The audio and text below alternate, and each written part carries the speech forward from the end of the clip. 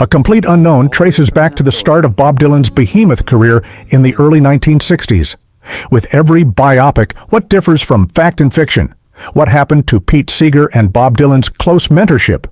In real life and A Complete Unknown, Pete Seeger was a huge mentor for Bob Dylan. It was Seeger that Bob Dylan was offered a spot at the renowned Newport Folk Festival.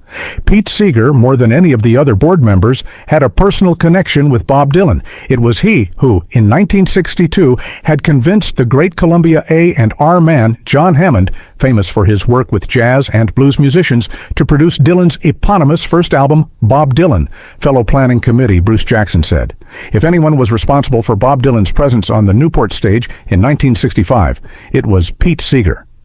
But all of that seemed to fall apart when Dylan decided to do his set with the use of electric guitars, which seemed catastrophic in the eyes of the committee. In the movie, Seeger, played by Edward Norton, pleads with Dylan, Timothée Chalamet, to not go in that direction. And with that, Bob Dylan continued to play electric, despite the contentious crowd. However, did it really play it out like that in real life? Pete Seeger tried to apologize to Bob Dylan for the Newport Jazz Folk incident. As for the reason why he wanted to pull the plug, it was because the instruments didn't sound right on the sound system.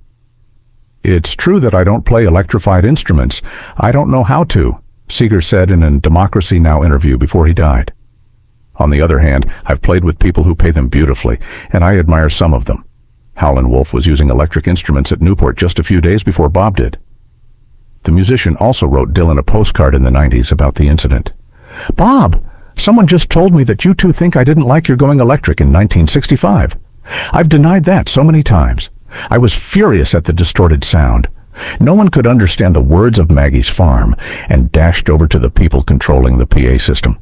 'No, this is the way they want it,' they said. I shouted, 'If I had an axe, I'd cut the cable,' and I guess that's what got quoted. My big mistake was in not challenging from the stage the foolish few who booed. I should have said, Howlin' Wolf goes electric. Why can't Bob? In any case, you keep on. Best, Pete." Seeger also contributed to a Bob Dylan tribute album 2 years before his death. For Chimes of Freedom, 50 Years of Amnesty International, he performed Forever Young, which was released on Planet Waves in 1974.